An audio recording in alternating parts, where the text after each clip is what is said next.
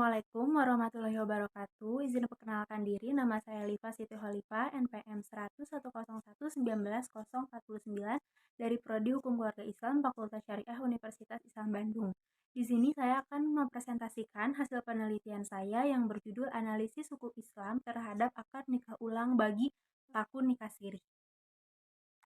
Penelitian ini dilatar belakangi dengan masih banyaknya kasus pernikahan siri di luar sana, namun untuk melegalkan pernikahan siri tersebut ada beberapa masyarakat yang memutuskan untuk melakukan pengulangan akad. Padahal dalam hukum Islam, pengulangan akad ini bukan untuk melegalkan pernikahan siri, tapi jika terjadi kecacatan dalam pernikahan pertama. Di sisi lain, dalam kompilasi hukum Islam terdapat wewenang pengadilan agama yaitu isbat nikah, di mana isbat nikah ini adalah salah satu wewenang pengadilan agama untuk melegalkan pernikahan siri. Jadi, pernikahan siri yang telah dilakukan bisa diisbatkan ke pengadilan agama. Dan rumusan masalah di sini adalah apakah analisis hukum Islam bagi pengulangan akad nikah ini. Metode penelitian yang dilakukan adalah kualitatif dan menggunakan pendekatan yuridis empiris. Prosedur pengumpulan data yang digunakan adalah dengan wawancara. Peneliti menggunakan informan sebagai data primer dan data sekunder, yaitu diperoleh dari hadis, undang-undang, buku, kitab fikih, dan jurnal yang mendukung. Dan penelitian ini dianalisis secara induktif. Metode analisis induktif ini juga diperlukan dengan pengecekan data yang sesuai sehingga data tersebut valid. Sehingga peneliti menggunakan metode triangulasi data, artinya peneliti menggunakan beberapa sumber untuk dapat menjawab rumusan masalah yang ada. Selanjutnya adalah hasil dan pembahasan, di mana hasil dari penelitian ini adalah dapat diketahui beberapa faktor-faktor yang melatar belakangi mengapa para pelaku ini ingin melakukan akad ulang, yaitu pernikahan yang tidak bisa diisbatkan, lalu kurangnya pemahaman terkait isbat nikah, ketiga, ingin mengadakan walimah pernikahan, dan yang keempat adalah ingin memperbaharui pernikahan tersebut. Yang kedua adalah mengenai bagaimana jika saat pernikahan siri tersebut memiliki anak dan bagaimanakah kedudukan anak tersebut.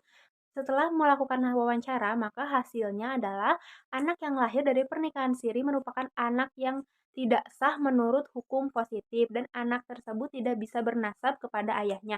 Sehingga dalam kasus ini untuk mendapatkan kedudukan anak yang sah, maka pengadilan agama memberikan wewenang untuk diajukannya isbat nikah dan asal-usul anak di pengadilan. Namun, jika dari sisi Islam, anak tersebut adalah anak yang sah karena anak yang sah adalah anak yang lahir dari pernikahan orang tua yang sah. Sehingga dalam hukum Islam, pernikahan siri itu sebetulnya adalah pernikahan yang sah.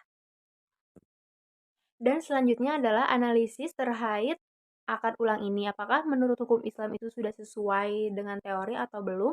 Menurut hukum Islam, terdapat perbedaan pendapat terkait dibolehkannya pengulangan akad ini atau yang disebutnya tajdid nikah. Menurut Ismail Jain, sebagaimana menurut hadisnya menjelaskan bahwa hukum tajdid nikah yaitu boleh, namun alangkah lebih baik tidak melaksanakannya. Dan menurut Imam Ibnu Hajar, sebagaimana dalam hadisnya, hal ini adalah boleh dan tidak merusak akad yang pertama, sehingga jika seseorang melakukan akad kembali, akad terdahulunya tidak menjadi batal.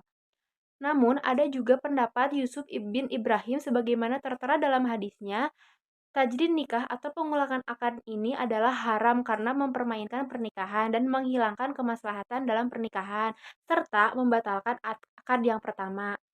Namun, setelah mengetahui beberapa faktor terkait mengapa para pelaku ini memutuskan untuk menikah ulang dilakukan oleh pasangan tersebut, maka akad nikah ulang ini tentunya tidak membatalkan akad yang pertama dan boleh dilakukan jika penuh kehati-hatian serta memenuhi rukun dan syarat yang ada.